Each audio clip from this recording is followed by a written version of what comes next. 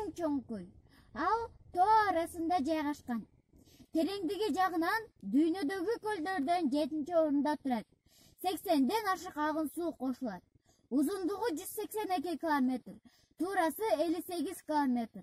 Эң терең жери 702 метр. Ысык көл жаздын келиши менен көркүнө чыгат.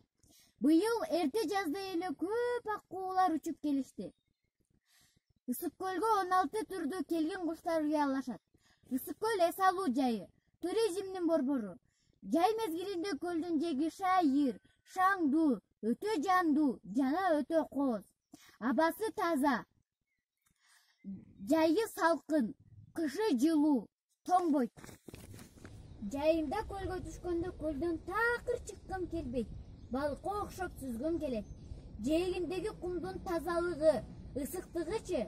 Мен ысык көлүм менен ысык көлүмө жашаганыма сыймыктанам. Мен келечекте ысык көлүмө салымымды кошкум келет. Көлүмдүн атагы далайга кетишин каалайм.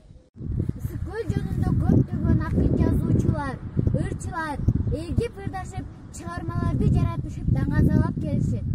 Жалил Садыков атабыз жазгандай, артылып тоонун кырына, айкашып күндүн нуруна, көл суусун ичкен булуттар көк мөңгү жака жылууда.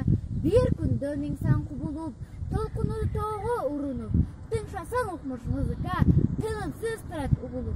Бир гана ысык көлдө бар ушундай кооз сулуулук.